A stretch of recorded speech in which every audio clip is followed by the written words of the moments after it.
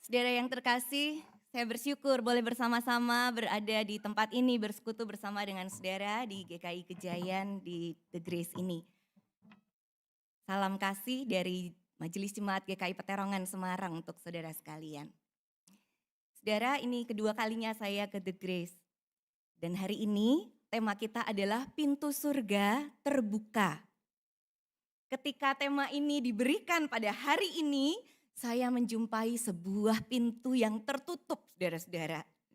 Jadi tadi saya diantar menuju ke lobi mall ini dan dengan sangat mantap saya mengatakan, "Sudah Pak, ditinggal saja." Pintunya terbuka lebar, memang terbuka lebar saudara-saudara, sedang dibersihkan, terbuka lebar sekali. Saya turun dari mobil, mobilnya beranjak pergi, tertutuplah pintu itu ya. Saya bilang, "Pak, mau ke gereja." "Gak boleh Bu, belum buka jamnya, lewat bawah." Jadilah saya jalan ke basement, ke bawah mencari-cari di mana pintu yang terbuka untuk sampai di The Grace ya. Kalau kita melihat realita dalam kehidupan kita saudara-saudara, gak enak berhadapan dengan pintu tertutup ya. Apapun bentuknya, entah pintu yang memang pintu maupun juga kesempatan-kesempatan yang tertutup. Tetapi kalau tema kita hari ini adalah pintu surga yang terbuka dan kita tidak secara harafiah melihat itu dalam ayat-ayat kita tadi ya, tetapi ini sebuah ungkapan kiasan yang mau mengatakan bahwa inilah hari Tuhan yang akan segera tiba. Inilah Tuhan yang tidak lupa, tidak lengah untuk menepati janjinya kalau dia akan kembali gitu ya. Tetapi seringkali saudara-saudara, kita yang tidak mau memikirkan kalau pintu surga itu terbuka. Nah, kalau Bapak Ibu Saudara ditanya, siapa mau masuk surga? Mau masuk surga? Tidak ada yang tidak mau ya, mau? Mau hari ini? Nah kalau harus meninggal dulu enggak mau Bu, jangan nanti saya terakhir aja gitu ya. Kalau pintu surga terbuka lalu nama kita dipanggil hari ini, pura-pura enggak dengarkah kita? Tapi kita pengen melihat seperti apa pintu surga terbuka. Nah saudara, sebuah pengingat buat kita bahwa kita nggak tahu kapan waktunya, tetapi Tuhan akan datang. Justru karena kita tidak tahu kapan waktunya, maka kita harus siap anytime waktu itu datang. Saudara, ada sebuah pengalaman dari seorang bernama Bronnie Ware. Seorang yang berkesempatan untuk melayani banyak orang yang dalam kondisi terminal illness ya, penyakit yang sudah tidak tersembuhkan lagi secara medis, sudah disuruh pulang, nggak usah lagi di rumah sakit. Nah, ketika mereka dirawat di tempat perawatan yang lebih tidak menyeramkan dari rumah sakit begitu ya. Lalu Bronnie Ware ini mengunjungi mereka, menyapa mereka, menjadi teman bagi mereka dan mencoba untuk menggali perasaan-perasaan mereka. Dan dalam pengalamannya yang cukup lama dia menyimpulkan ada 5 top regrets of the dying ya. Ada 5 besar jawaban orang-orang tuh mempunyai sebuah penyesalan ketika tahu masa hidupnya tidak banyak lagi. Yang pertama adalah saya berharap andaikan saya punya keberanian untuk hidup sesuai dengan apa yang saya inginkan, tidak seperti yang diharapkan orang lain. Berapa banyak dari kita kayak gitu saudara-saudara. Kamu kok kelihatan kurang bagus ya pakai baju itu, selamanya baju itu nggak pernah kita pakai lagi padahal masih baru. Kamu kok kayaknya kurang, penampilan kamu nih kurang mantap, kamu harus gini-gini, kita ikutin. Semua saran-saran kita ikutin padahal itu bukan kita. Mungkin di dalam pekerjaan orang juga expect kita menjadi sungguh-sungguh sempurna sehingga kita seolah-olah harus tampil sempurna banget supaya orang lain menerima kita, supaya kita mendapatkan apresiasi dan seterusnya. Ternyata ini top one-nya ya, penyesalan dalam hidup ternyata banyak banget waktu yang selama ini kita alokasikan hanya untuk membuat diri kita di-wow sama orang. Dan itu tidak membuat hati kita nyaman. Itu yang pertama. Yang kedua, saya berharap ya andaikan saya tidak bekerja terlalu keras. Bisa dipahami ya ini ya, banyak orang bekerja terlalu keras sampai prioritas sudah tidak jelas. Keluarga tidak menjadi prioritas ya, yang penting-penting yang sebetulnya lebih bertahan lebih lama kebersamaannya dengan dia, tapi seringkali tersisihkan. Luka-luka hati dari anak-anak kepada orang tuanya atau mungkin hal-hal yang lain dalam persahabatan, pelayanan, semua ditinggalkan untuk sesuatu yang gampang roboh. Nah, ini ada penyesalan yang kedua. Yang ketiga adalah saya berharap andaikan saya mempunyai keberanian untuk express my feelings. Mengungkapkan perasaan saya, kalau saya enggak suka tuh kenapa waktu itu saya juga enggak bilang saya enggak suka, kenapa saya iya-iya aja padahal saya enggak happy. Di akhir-akhir waktu itu ternyata juga menjadi penyesalan. Kok saya enggak bilang ya kalau saya itu sebetulnya enggak setuju. Kok saya enggak bilang ya kalau saya waktu itu sebetulnya punya inisiatif ini. Lewat, waktunya sudah tidak bisa terulang. Yang keempat, saya berharap andaikan saya bisa stay in touch lebih lama dengan teman dan sahabat saya. Kalau saya nggak meninggalkan mereka gara-gara kesibukan saya sendiri, saya masih punya teman, saya masih punya sahabat, bahkan juga saudara-saudara. Dan yang kelima, I wish that I had let myself be happier. Kenapa aku yang lalu itu nggak membiarkan diriku sendiri lebih happy? Kenapa aku lebih mendengar semua yang lain, mengorientasikan semua yang aku punya, waktu, potensi, tenaga, emosi, semuanya untuk sesuatu yang bikin aku nggak happy. Terus ternyata kok endingnya begini, aku sudah tidak punya lagi waktu untuk memperbaiki banyak hal dan sebagainya. Saudara-saudara, ini diungkapkan oleh Bronnie Ware menjadi sebuah hal yang seperti membangunkan setiap orang yang sedang menikmati kesehariannya dengan maunya sendiri. Selama ini mungkin karena kita merasa kuat, kita merasa ada kesempatan, kita merasa ini ada dalam kendali tangan kita. Jadi kita sendiri yang mau mengatur segala sesuatunya. Kita gak mau berpikir tadi loh pintu surga yang terbuka itu. Kita tidak mau berpikir bagaimana kalau Tuhan datang seketika dan siapkah kita? Kita mengulur-ulur waktu untuk memperbaiki diri. Nah, saudara-saudara, saya ingin mengajak kita untuk melihat perikop kita pada pagi hari ini secara khusus melalui pembandingan-pembandingan dua hal yang diungkapkan oleh Rasul Paulus, ya. Kita mengawali dengan sebuah kesadaran yang ada di ayat 1 sampai dengan ayat yang keempat. Di situ Rasul Paulus mengatakan bahwa tentang masa dan waktunya tidak perlu dituliskan kepada kamu, tapi itu pasti akan datang. Kalau seorang ibu yang mengandung, ya, berharap semua baik-baik saja, sehat, dan bayi ini bisa lahir pada waktunya.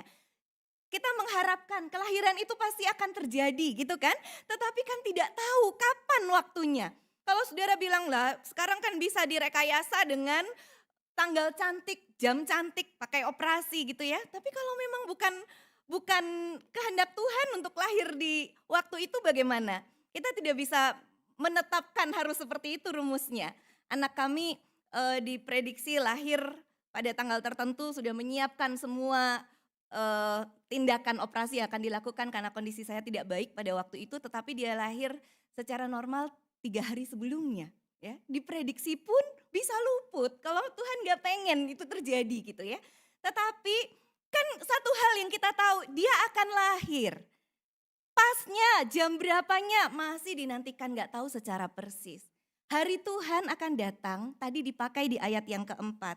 Seperti seorang perempuan yang mengandung, mau melahirkan. Pasti akan datang tapi gak tahu persisnya. Seperti seorang pencuri pada waktu malam. Yang bisa datang ketika orang-orang serumah lengah.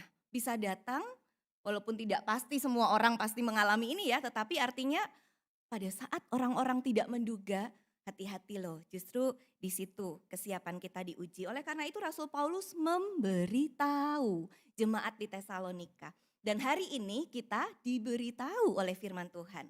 Tantangannya bagi kita adalah maukah kita hidup dalam pengetahuan itu. Oh iya ya, saya ini hidup tidak untuk selamanya. Oh iya ya, pekerjaan ini walaupun saya menikmati setengah mati, pelayanan ini saya banggakan setengah mati, keluarga ini saya sayangi setengah mati, semuanya kita merasa mau genggam selama-lamanya. Tidak bisa, tidak untuk selama-lamanya. Dan jangan hidup dalam ignorance, dalam ketidakpedulian akan hal itu.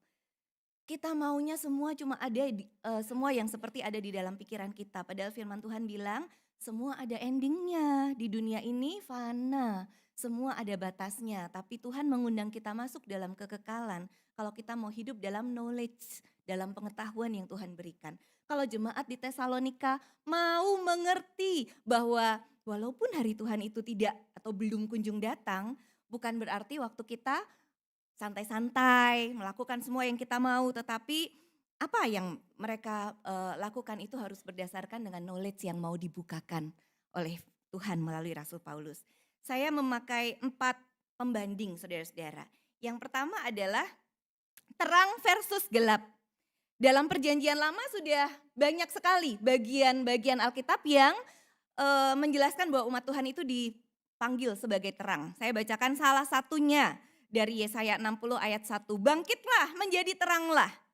Bangkitlah menjadi teranglah sebab terang Tuhan telah terbit atasmu dan seterusnya.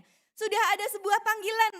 Bukan bangkitlah carilah terang. Bangkitlah dan jadilah terang. Dirimu yang bangkit itu yang menjadi terang. Ketika umat Tuhan dipanggil menjadi terang, apakah kita bisa menerangi sekitar kita atau terang yang ada dalam diri kita sendiri sesungguhnya sedang redup. Tantangannya itu saudara. Nah bagaimana kalau saya sendiri redup? Bagaimana saya bisa menerangi kalau saya sendiri tidak terang? Bagaimana saya bisa memberikan sebuah, kalau terang kan bukan hanya berbicara tentang cahaya ya, tapi juga kehangatan. Bagaimana saya bisa memberikan keberanian? Terang memberi kehangatan, memberi keberanian, terang memberikan sebuah pengharapan, menyatakan kebenaran. Kalau saya sendiri tidak hidup di situ. Tuhan Yesus dalam Injil Matius bilang, akulah terang dunia. Jadi ketika kita memasukkan ya atau menghidupi hidup yang bersama dengan Kristus itu, disitulah kita bisa masuk dalam sebuah kesiapan diri. Yesus terang dunia, kalau aku padam, aku akan membiarkan Dia yang menyalakanku kembali, bukan yang lain. Kalau aku mulai redup, aku akan membiarkan Dia membesarkan lagi nyalaku dan aku tidak akan membiarkan yang lain ikut memadamkan yang sudah redup itu. Kadangkala kan kita seperti itu ya saudara. Saat kita rasanya semangat itu sudah mulai redup, saatnya iman kita sudah mulai redup, pengharapan sudah mulai redup, kemudian kehangatan cinta kasih sudah mulai redup. Rasanya lebih gampang dipadamkan aja sekalian, repot amat memelihara yang redup-redup ini. Tetapi justru Tuhan pengen menyalakan kembali itu. Supaya apa? Panggilan menjadi terang, menjadi sebuah kesiapan bagi kita untuk menjadi sikap iman menyambut hari Tuhan. Yang kedua adalah berjaga-jaga versus tidur, ayat 5 dan 6 tadi. Saudara-saudara, ada yang memiliki kebiasaan menyalakan alarm kalau tidur, setel alarm gitu ya. Kita tidak ingin terlewat, kita tidak ingin terlambat, maka kita menyalakan sebuah wake up call ya, sehingga kita tidak terlambat. Ketika kita tidur, kita tidak menyadari apa yang terjadi, tapi uniknya adalah kalau kita tahu besok ada sesuatu yang penting yang saya harus lakukan, saya tidak boleh terlambat. Tetapi seringkali di dalam kehidupan beriman, kita tahu banyak hal yang penting, tapi nanti saja, berlambat-lambat saja. Belum kok, Tuhan belum datang hari ini, masih aman, masih aman.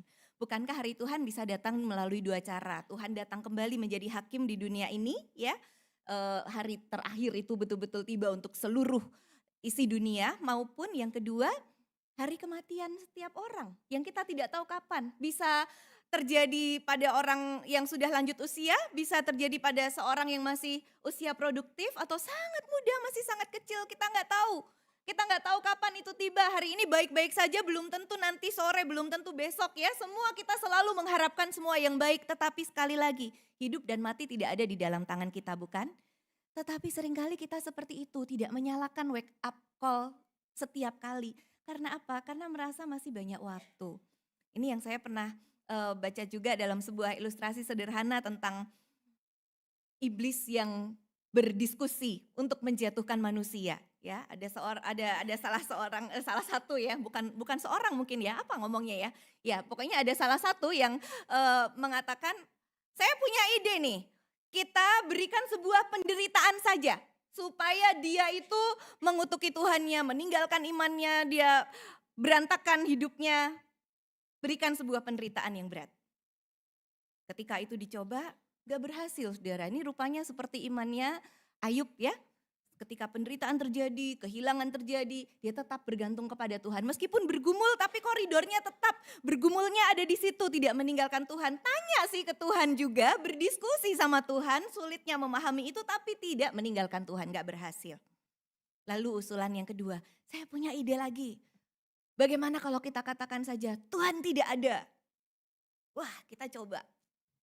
Katakan Tuhan tidak ada.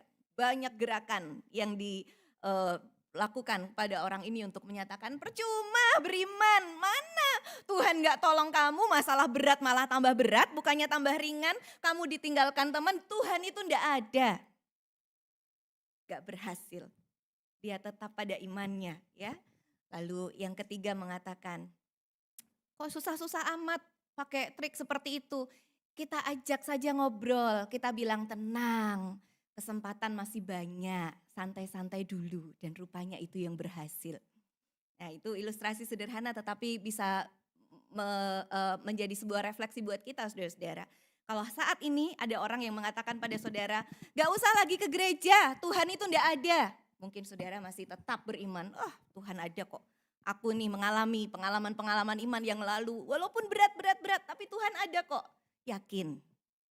Lalu ada lagi yang katakan kepada kita, pergumulanmu berat sekali, gak kuat kamu gak kuat. Enggak, aku kuat kok, aku kuat, ada Tuhan.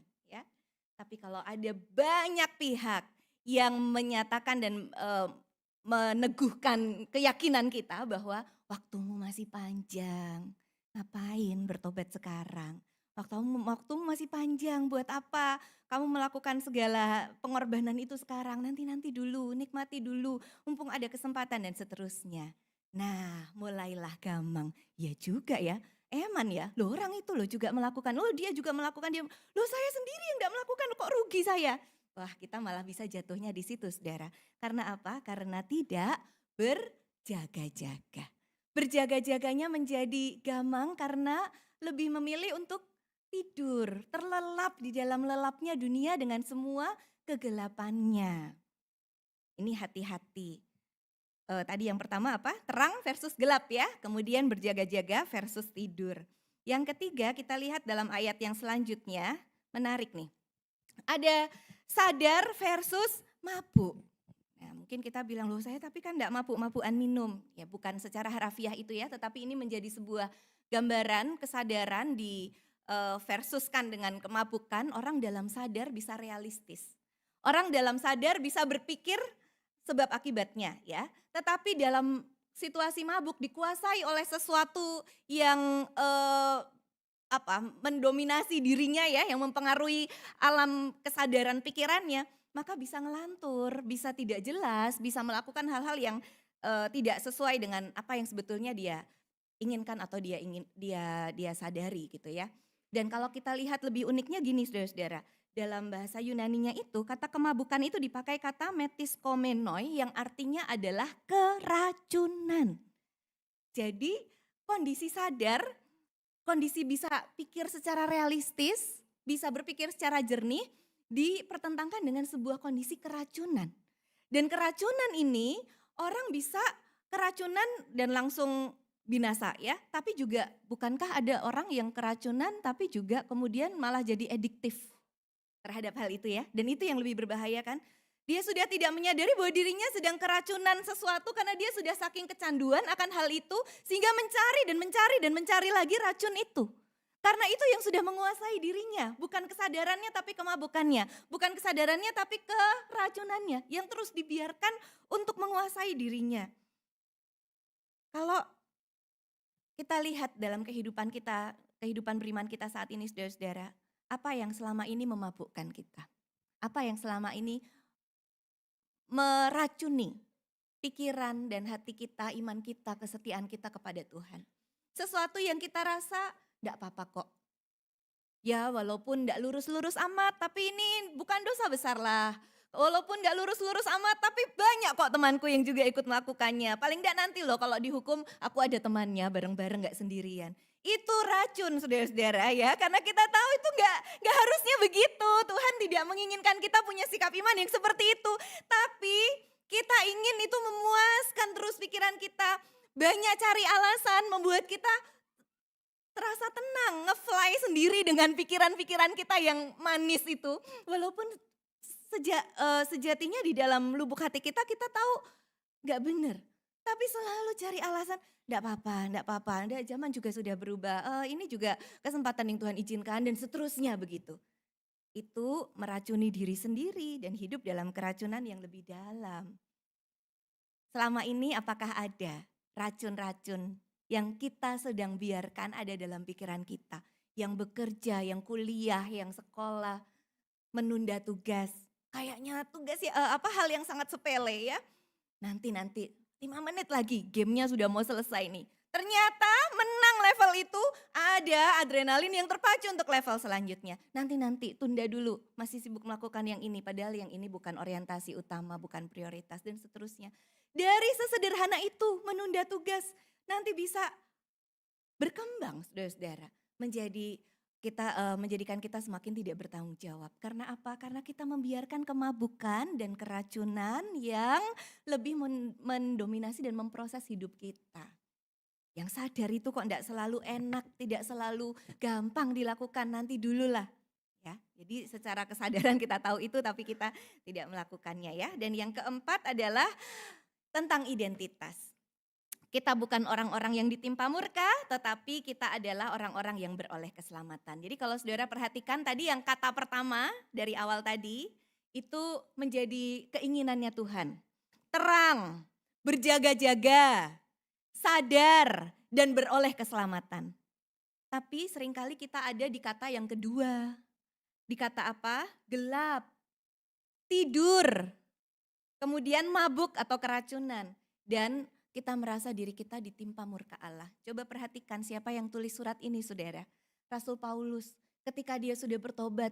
Dia memberitakan Injil ke begitu banyak tempat. Penderitaannya itu banyak. Ya, dari yang penolakan dia bisa pergi ke tempat lain. Sampai dia di penjara, sampai dia dicambuk, sampai dia mengalami karam kapal juga dalam perjalanan dan seterusnya. Ada begitu banyak hal yang gak masuk dalam pikiran kita ini loh. Tuhan mau pakai dia menjadi pekabar Injil, kok bukannya dikasih kemudahan. Terus Paulus juga berdoa ya kepada Tuhan untuk kesehatannya. Dan Tuhan bilang apa? Cukup kasih karuniaku bagimu. Loh Tuhan ini gimana? Mau memberitakan Injil loh, gak dikasih kesehatan sempurna sama Tuhan. Tuhan bilang, dalam kelemahanmu lah kuasaku menjadi sempurna. Paulus tidak masuk dalam sebuah keluh kesah. Hati yang bersungut-sungut, memberitakan Injil dengan gerundel. Enggak. Paulus enggak bilang, aduh aku ini ditimpa murka Tuhan. Aduh ini karena aku salah apa ya. Paulus enggak bilang begitu. Dia menghayati semua yang menjadi perjalanan pekabaran Injil yang diizinkan Tuhan itu, saudara-saudara.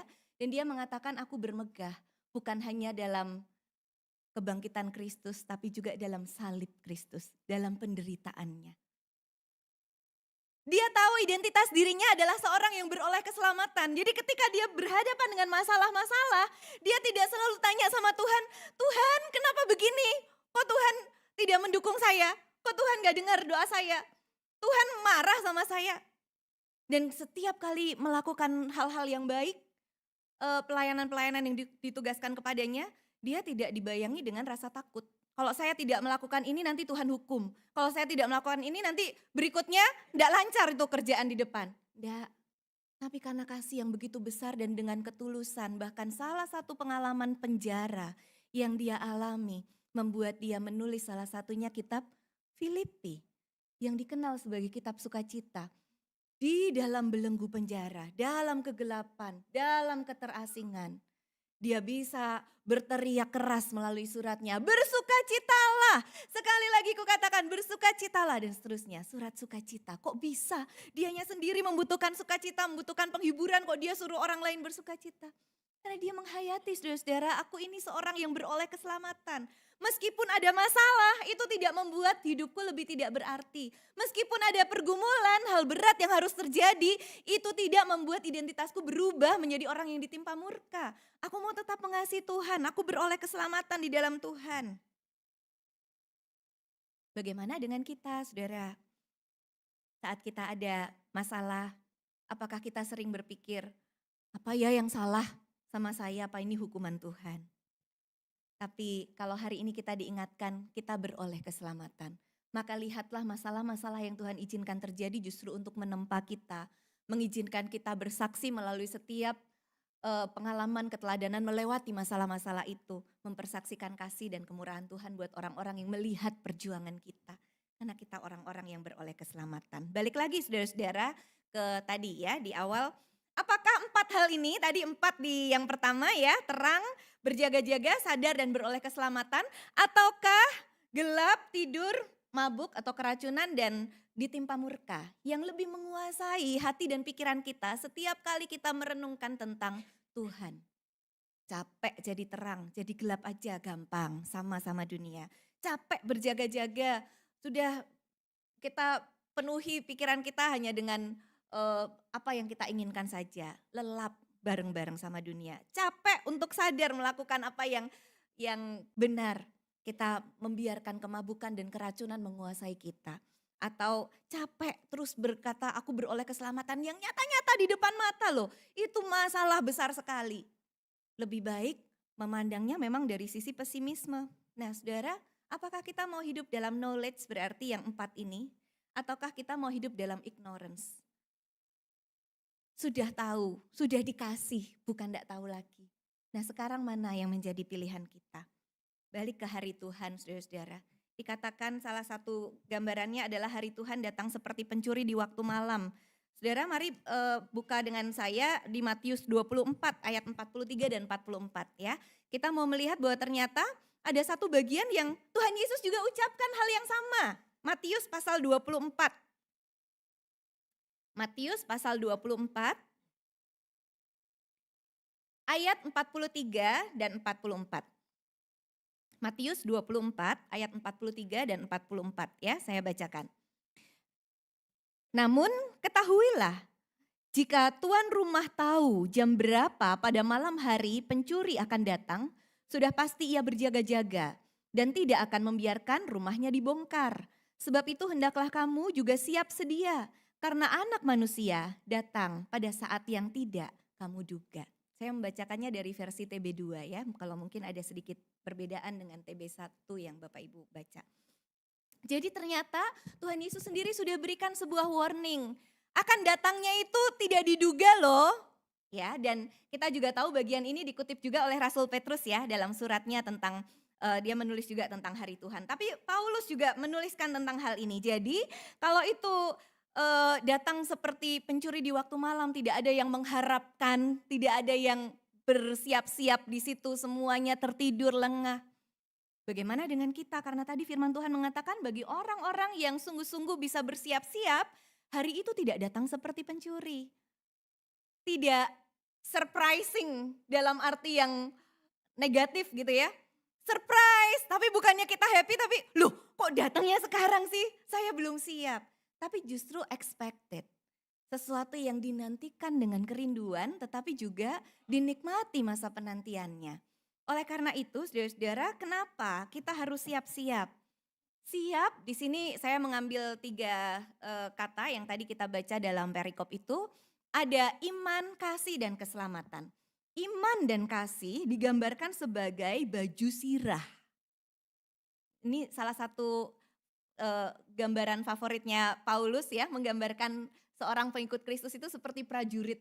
Ya, kita dapati juga dalam suratnya yang lain. Jadi baju sirahnya itu adalah iman dan kasih. Baju sirah itu baju perang, baju yang melindungi dia dari serangan musuh.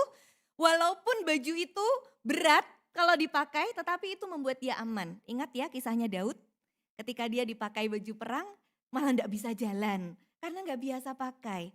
Enggak gampang pakai baju sirah, enggak gampang pakai iman dan kasih. Tetapi ini iman bagaikan lapisan dalam yang melindungi ya. bagaimana relasi kita dengan Tuhan menjadi bagian dalam dari baju sirah kita yang melindungi kita dari serangan-serangan jahat yang mau menjatuhkan. Kasih menjadi bagian luarnya, lapisan luarnya yang membuat kita mengasihi sesama, merangkul, membuat kasih Tuhan itu dirasakan oleh orang-orang di sekitar kita. Baju sirah, hidup dalam iman dan kasih. Lalu keselamatan disebut sebagai ketopong atau helm, pengaman kepala ya. Untuk perang biasanya orang pakai helm supaya kepala, bagian yang sangat vital, otak itu terlindungi. Keselamatan di kepala, di pikiran, di angan-angan yang keluar dari pikiran, bicara tentang harapan, tentang keyakinan, tentang kepastian. Ketopong keselamatan, baju sirah, kasih dan iman membuat kita hidup dengan siap. Anytime hari itu datang, maka kita pun siap sedia. Sedangkan kalau kita di sisi yang satunya tadi ya, lengah. Kita hidup dalam kendali sendiri yang menghancurkan. Kita mau semuanya, kita yang mengatur sesuai dengan kita, sesuai dengan skenario kita. Tapi padahal jauh dalam pikiran kita sendiri menyadari kita terbatas, kita bukan Tuhan, semuanya fana di dunia, tapi kita tetap dengan keserakahan, keinginan yang ada kita mau menggenggam itu semua. Akhirnya menjadi lengah, banyak error. Banyak error yang dibiarkan makin terjadi, error di dalam relasi kita dengan Tuhan, error di luar, dalam relasi kita dengan sesama. Kehidupan kita malah tidak menjadi berkat. Nah saudara-saudara, Tuhan mau membangunkan kita pagi hari ini. Tuhan mau membangunkan kita dari apapun yang saudara dan saya saat ini sedang alami, pikirkan dan mungkin sedang gumulkan. Ini tidak untuk selama-lamanya. Apa yang saat ini terjadi? Keberhasilan, kesuksesan juga bukan untuk selamanya. Sakit, penderitaan, kesedihan juga bukan untuk selamanya. Yang untuk selamanya adalah kebersamaan dengan kita dengan Tuhan. Apakah itu yang kita pelihara? Hidup dengan iman, kasih dan dalam ketopong keselamatan. Saya mau kasih sebuah gambaran yang berasal dari pengalaman kami saudara-saudara. Apa sih dibangunkan dari tadi itu? Gelap, tidur, mabuk atau keracunan dan ditimpa murka ya. Seperti apa dalam perjalanan hidup kita, sesadar apa kita akan hal-hal itu saudara. Jadi kami dikaruniai seorang anak, saat ini dia sudah 13 tahun, secara medis diagnosanya Down syndrome. Suatu kali saya mendapatkan beasiswa untuk studi di Amerika, saya mengajak anak saya juga untuk bisa sekolah di sana, sebuah pengalaman yang sangat luar biasa.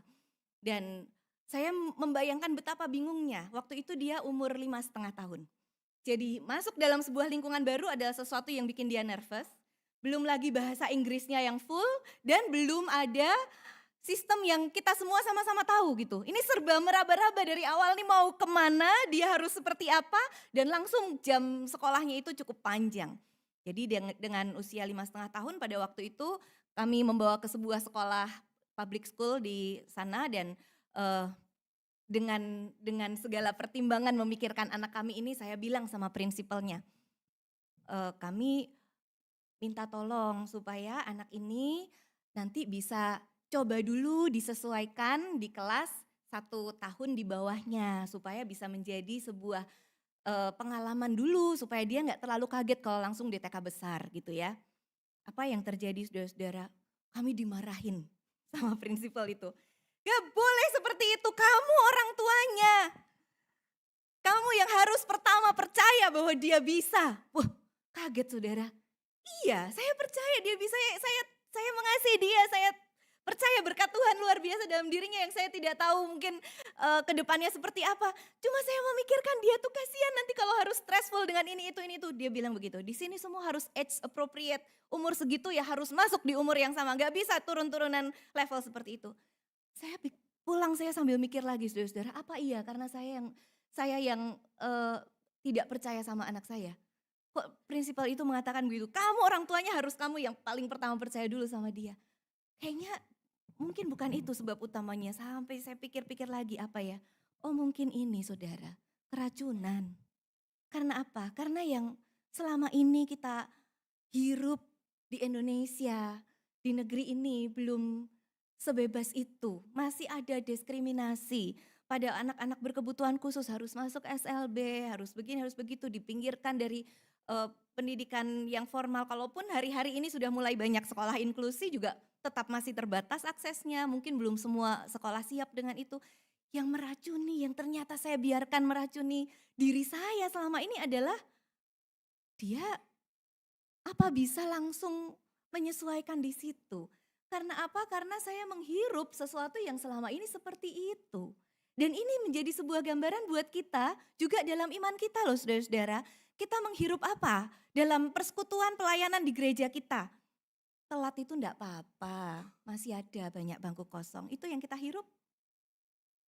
Pelayanan enggak usah gitu-gitu amat, disiplin enggak apa-apa, nanti-nanti aja, sekarang karir dulu. Mungkin itu yang kita hirup. Atau apa? Pertentangan di gereja, aduh maleslah melayani, nanti yang ada malah bukannya makin damai sejahtera, makin banyak persoalan sama teman-teman karena beda pendapat. Dan apa yang kita hirup saudara? Ataukah yang kita hirup itu sesuatu yang membuat kita tadi hidup di yang sebelah kiri tadi ya, dengan terang, dengan berjaga-jaga, sadar dan beroleh kasih karunia sehingga semua kita lakukan gegap gempitanya persekutuan dan pelayanan kita itu dengan memang sukacita dari hati. Memang meyakini bahwa ini loh kasih Tuhan yang menyentuh kami dan membangunkan kami untuk kami bisa melakukan yang terbaik.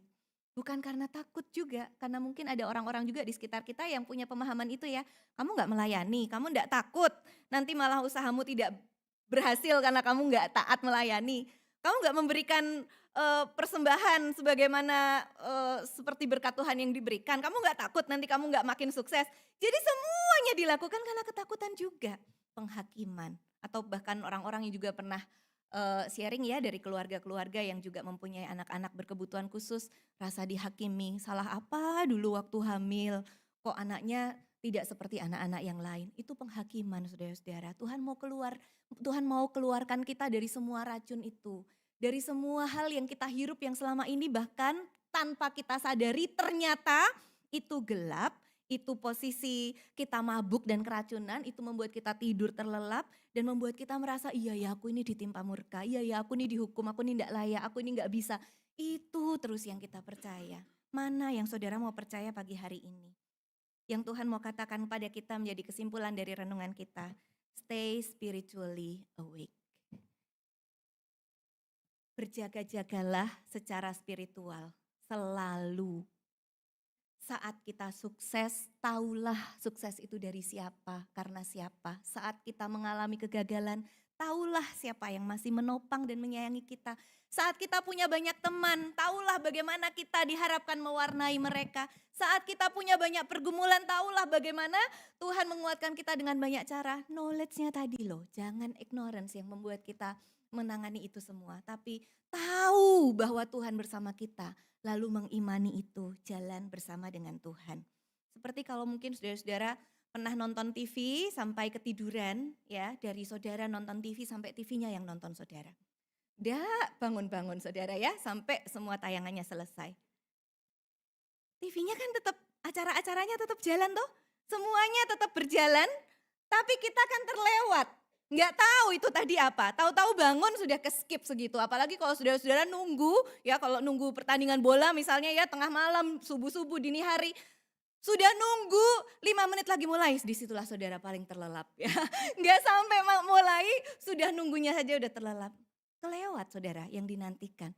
Demikian juga kalau kita terlelap, kalau kita ada tadi yang di sisi kanan tadi itu ya. Kalau itu semua yang kita hidupi dan terjadi, bukan Tuhan gak berkarya dalam hidup saudara dan saya. Tapi kita yang melewatkan itu. Kita yang maunya cuma dengar apa yang kita harapkan, lihat apa yang kita harapkan, mengusahakan yang kita harapkan. Gak mau tahu Tuhan maunya apa, pokoknya gini Tuhan. Bukan Tuhan gak bicara, kita yang memilih untuk gak dengar itu. Dengan cara-cara yang Tuhan pakai. Stay spiritually awake. Yang Paulus katakan di sana menjadi penutup dari perikop kita tadi adalah nasihatilah atau dalam TB2 dipakai kata kuatkanlah seorang akan yang lain. Gimana kita bisa menguatkan seorang akan yang lain? Kita nasihati orang lain, nasihati anak kita, apa yang menjadi nasihat kita itu menjadi nasihat buat diri kita sendiri juga ya. Jadi itu saling menjaga dan saling membangunlah kamu. Bukan saling meruntuhkan, bukan saling iri hati, bukan saling menjerumuskan, bukan maunya menang sendiri, sikut sana sini, tapi saling membangunlah kamu. Karena kita menjadi kesatuan tubuh Kristus yang sama-sama diutus di dunia yang tertidur, yang gelap, yang keracunan, yang merasa ditimpa atau bahkan mungkin secara keadilan ya, sepantasnya itu ditimpa murka Allah. Tetapi kita dihadirkan di sana untuk bersama-sama stay spiritually awake, untuk kita bisa menerangi dunia ini. Tuhan menantikan sikap iman yang benar, sehingga kapanpun saatnya tiba, kita bisa nyanyi lagu tadi. Kau dapati aku tetap setia. Tuhan berkati saudara sekalian. Amin.